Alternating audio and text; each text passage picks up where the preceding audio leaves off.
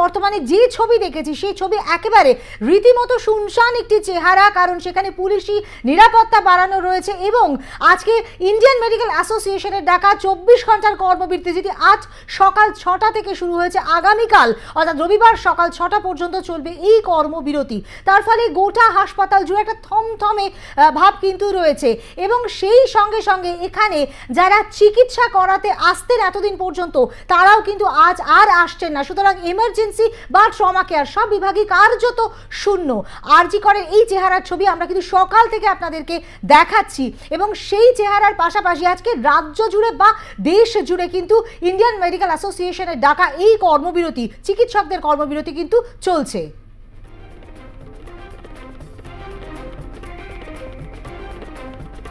শুধুমাত্র আরজি কর কাণ্ডের প্রতিবাদে আমাদের কলকাতা পশ্চিমবঙ্গ নয়, দেশ জুড়ে এবং দেশের বাইরে বিদেশের বিভিন্ন জায়গাতে কিন্তু এই প্রতিবাদ ধ্বনিত হচ্ছে।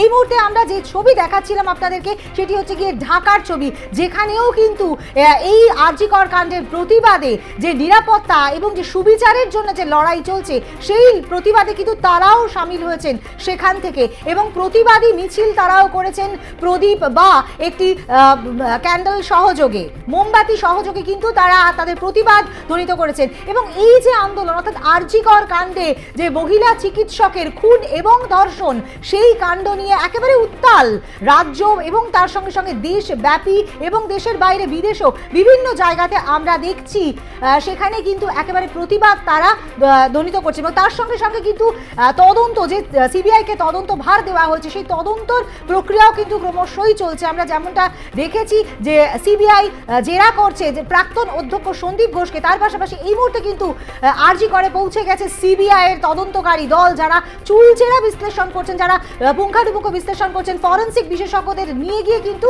তারা একেবারে সেই বিষয়টি নিয়ে নানান রকমভাবে চুলচেরা বিশ্লেষণ করছেন যে কিভাবে এই ঘটনা ঘটলো।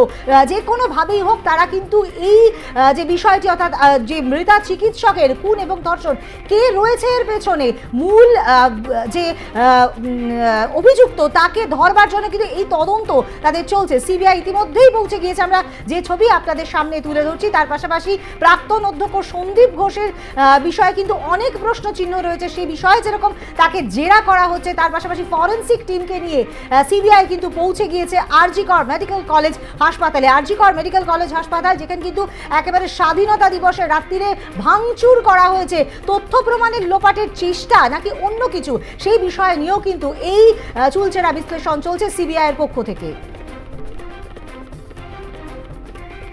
আজ দেশজুড়ে 24 ঘন্টার কর্মবিরতি ডাক আইএম এর পক্ষ থেকে। আজ সকাল 6টা থেকে রবিবার সকাল 6টা পর্যন্ত চলবে। জরুরি পরিষেবা ছাড়া আর কিন্তু কোনো পরিষেবা পাওয়া যাবে না, রোগীদের দেখা নেই, কার্যত শুনশান একেবারে চেহারা রয়েছে। আমরা আবারও যোগাযোগ করার চেষ্টা করবো, আমাদের প্রতিনিধি বিশ্বজিৎ পাল সকাল থেকে আমাদের আপডেট দিচ্ছে ঠিক আরজি করে এই মুহূর্তে কি পরিস্থিতি আমরা জেনে নেব। দেখো, ইতিমধ্যেই কিন্তু আমরা দেখতে পেয়েছিলাম যে সিবিআই এর 2 সদস্যের প্রতিনিধি দল অর্থাৎ ফরেনসিক আধিকারিকরা তারা কিন্তু আরজি করে এসে পৌঁছেছে এবং তারা যেমন নাকি তদন্ত অগ্রগতি আনতে বেশ কিছু নমুনা সংগ্রহ করার প্রয়োজন রয়েছে, সেই কারণেই তারা গতকালও এসছে এবং আজকেও এসছে এবং সিবিআই আরো প্রতিনিধি দল আসার কথা, তারাও আসবে এবং পাশাপাশি যারা আরজি করের জুনিয়র ডাক্তাররা তারা যেমন নাকি কর্মবিরতি অংশগ্রহণ করেছেন এবং পাশাপাশি আন্দোলনে অংশগ্রহণ করেছেন, সেই আন্দোলন যেমন তারা চালিয়ে যাচ্ছেন। তার পাশাপাশি গুরু নানক ডেন্টাল কলেজে যারা জুনিয়র ডাক্তার তারাও কিন্তু আজকে অংশগ্রহণ করেছেন এই আরজি করে যারা এই আন্দোলনকারীদের সঙ্গে আন্দোলন করছেন এবং তাদের একটাই দাবি কিন্তু উই ওয়ান্ট জাস্টিস, এবং এই দাবি নিয়ে কিন্তু তারা বসে মঞ্চে বসে বিক্ষোভ দেখাচ্ছেন এবং পাশাপাশি পুলিশের কথাও বলছেন এবং সিবিআই কে বলছেন যে এতদিন হয়ে গেল দায়িত্ব পেয়েছে, এখনো পর্যন্ত সিবিআইও কিছু জানাচ্ছে না তদন্তর গতি প্রকৃতি কিভাবে চলছে। এবং পাশাপাশি কিন্তু পুলিশের পক্ষ থেকে যেটা বারবার করে পুলিশকে বলছেন, পুলিশের যে কথা তারা তুলছেন এবং আরজি করের যে দুর্নীতি, সেই দুর্নীতির কথাও তারা কিন্তু বারবার কিন্তু মঞ্চে দাঁড়িয়ে বলছেন, অর্থাৎ সমস্ত বিষয় নিয়ে কিন্তু তাদের জাস্টিস দরকার, এমনটা কিন্তু তারা আবেদন জানাচ্ছেন। এবং গুরু নানক ডেন্টাল কলেজের বেশ কয়েকজন নেতৃত্ব তারাও কিন্তু এই মুহূর্তে বক্তৃতা দিচ্ছেন এবং পাশাপাশি কিন্তু আরজি কলেজের যারা ছাত্রছাত্রী রয়েছেন তারাও কিন্তু এই আন্দোলনে অংশগ্রহণ করেছেন এবং গেটের মাঝখানে। বিশ্বজিৎ, তুমি আমাদের সঙ্গে থাকো। আমরা যেমনটা জানি যে গতকাল স্বাস্থ্য ভবনে যাওয়ার পথে কিন্তু প্রাক্তন অধ্যক্ষ আরজি করের প্রাক্তন অধ্যক্ষ সন্দীপ ঘোষকে সিজিও কমপ্লেক্সে নিয়ে যাওয়া হয়। রাতভর ম্যারাথন জিজ্ঞাসাবাদ চলে। আজও সকালবেলা কিন্তু তিনি পৌঁছে গিয়েছেন, তাকে সিজিও কমপ্লেক্সে আবারও জিজ্ঞাসাবাদের জন্য ডাকা হয়েছে এবং তিনি সেখানে পৌঁছে গিয়েছেন। কি বলেছেন তিনি শোনাবো আপনাদেরকে।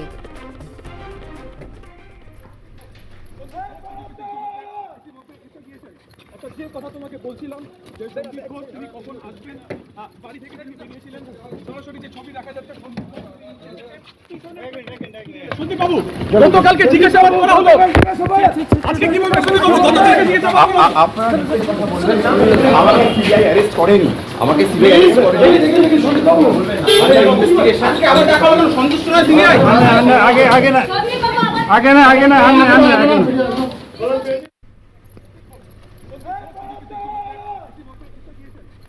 এ বিষয় নিয়ে আবারও আমরা যোগাযোগ করব আমাদের প্রতিনিধি বিশ্বজিৎ পালের সঙ্গে। বিশ্বজিৎ, যেমনটা তুমি বলছিলে, দেখো আরজি করের দুর্নীতির কথা কিন্তু বারবার করে ছাত্রছাত্রীরাও কিন্তু আজকে বলছেন এবং সেখানে তাই নিয়েও তারা আন্দোলন করছেন। তাদের একটাই দাবি, উই ওয়ান্ট জাস্টিস। কিন্তু সিবিআই এর পক্ষ থেকে যখন দায়িত্ব নেওয়া হয়েছে, সিবিআই তাদেরকে কিছুই জানাচ্ছে না, এমনটাও তারা দাবি করছেন। পুলিশের পক্ষ থেকেও কোনো রকম কোনো কিছু জানানো হচ্ছে না। সেই প্রথম দিন পুলিশ বলেছিল একজনকে গ্রেপ্তার করেছে এবং তার পাশাপাশি কিন্তু একজনের পক্ষে এই কাজ সম্ভব নয়, এমনটা কিন্তু ছাত্রছাত্রীরা দাবি করছেন।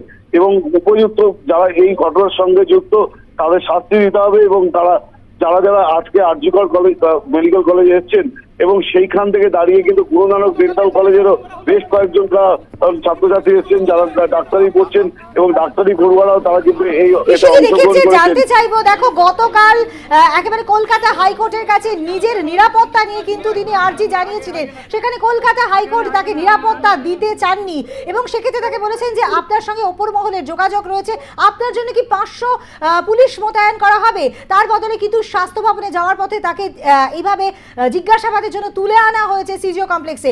গতকালের জিজ্ঞাসাবাদ আবারও, তাহলে কি প্রয়োজনীয় তথ্য বা প্রয়োজনীয় কথা তার কাছ থেকে বার করা সম্ভবপর হয়নি, যার জন্য আবারও জিজ্ঞাসাবাদ? তুমি দেখো যে প্রথম কথা হচ্ছে যে এই আরজি করের যিনি অধ্যক্ষ ছিলেন তার বিরুদ্ধে যে সমস্ত অভিযোগ রয়েছে, অর্থাৎ গত 9 তারিখের ঘটনায় কোনো এফআইআর পর্যন্ত করেননি। সেই সমস্ত কেন এফআইআর করেননি, পরিবারের লোকজনের কাছে কি জানিয়েছেন, সেই সমস্ত তথ্য যেমন নাকি তার কাছ থেকে জানতে চাওয়া হয়েছে। গতকাল রাত 2:30টা পর্যন্ত অধ্যক্ষকে জেরা করা হয়েছে এবং জেরা করার পরে তার বক্তব্যে একাধিক অসঙ্গতি পাওয়া গিয়েছে। সেই সমস্ত অসঙ্গতি আরো ক্লিয়ার করতে কিন্তু তাকে ফের তলব করা হয়। গতকাল 10 জনের বয়ান রেকর্ড করা হয়েছে, ওয়ার্ড বয় থেকে আরম্ভ করে নার্স থেকে আরম্ভ করে জুনিয়র ডাক্তার, হাউস স্টাফ সবাইকে জেরা করা হয়েছে এবং তাদের বয়ান রেকর্ড করা হয়েছে। সেই বয়ান মিলিয়ে দেখা হচ্ছে এবং তার বয়ানের সঙ্গে অনেকের বয়ানের কোনো মিল নেই, এমনটা কিন্তু সিবিআই সূত্রে আমরা জানতে পারছি। সেই কারণেই তাকে দফায় দফায় জিজ্ঞাসাবাদের প্রয়োজন রয়েছে। এছাড়াও প্রভাবশালী যে তকমা, সেই তকমা কিন্তু তার গায়ে ইতিমধ্যেই লেগেছে। কেননা গত 14 তারিখের যে ঘটনা, সেই ঘটনা আরজি কর ভাঙচুর করা হয়েছে কার তত্ত্বাবধানে, সে বিষয়ে যেমন জানার চেষ্টা করা হচ্ছে। গত 9 তারিখে যে ঘটনা ঘটেছে, ঘটনার পরে তিনি নিজেকে স্বাস্থ্য ভবনে গিয়ে তিনি সমস্ত কিছু থেকে অব্যাহতি চেয়েছিলেন এবং সরকারি চাকরি ছাড়তে চেয়েছিলেন। তারপরে মাত্র 6 ঘন্টার ডিফারেন্সে তিনি কি করে আবার অন্য হসপিটালে আরো উচ্চ পদে অধীনস্থ হলেন এবং এই বিষয়ে কার হাত রয়েছে, সেই সমস্ত বিষয় কিন্তু জানার চেষ্টা করছেন।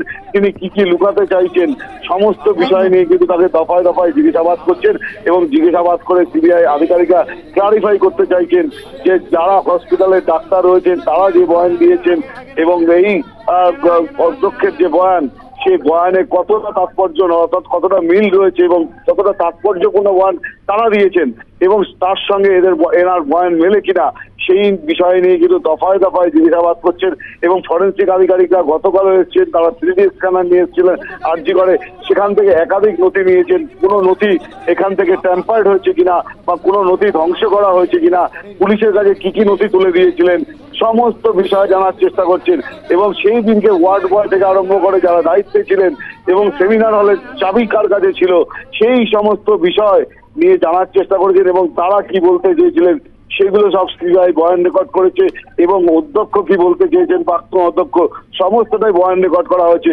এই বয়ানের ভিত্তিতেই কিন্তু তাকে আজকে দফায় দফায় জিজ্ঞাসাবাদ করছেন তদন্তকারী আধিকারিকরা। গতকাল রাত 2:30 পর্যন্ত তাকে জিজ্ঞাসাবাদ করলেও সন্তুষ্ট হননি কোনো রকম তদন্তকারীরা, এবং সেই কারণেই আজকে তাকে ফের তলব করা হয়েছে এবং তার সমস্ত ডকুমেন্টস আনতে বলা হয়েছে এবং অবিলম্বে তার বক্তব্যে যদি আজও অসঙ্গতি পাওয়া যায় তাহলে কড়া ব্যবস্থা নিতে পারে সিবিআই, এমনটাও কিন্তু সিবিআই সূত্রে আমরা জানতে পারছি। হয়তো তাকে গ্রেপ্তারও করা হতে পারে, এমন তথ্য কিন্তু উঠে আসছে। একদমই তাই, ধন্যবাদ বিশ্বজিৎ। সুতরাং আজকে কিন্তু আবারও জেরা করা হচ্ছে প্রাক্তন অধ্যক্ষ সন্দীপ ঘোষকে এবং তার বয়ানের মধ্যে একাধিক অসঙ্গতি রয়েছে, তার বয়ান লিপিবদ্ধ করা হচ্ছে। তার পাশাপাশি যে সমস্ত যাদেরকে বয়ান রেকর্ড করা হচ্ছে তাদের বক্তব্যের সঙ্গে মিলিয়ে দেখা হচ্ছে, যদি অসঙ্গতি থাকে সেই হিসাবে কিন্তু কড়া পদক্ষেপ নিতে পারে সিবিআই, এমনকি তাকে গ্রেফতারও করা হতে পারে, এমনটাই কিন্তু আমরা জানতে পারলাম।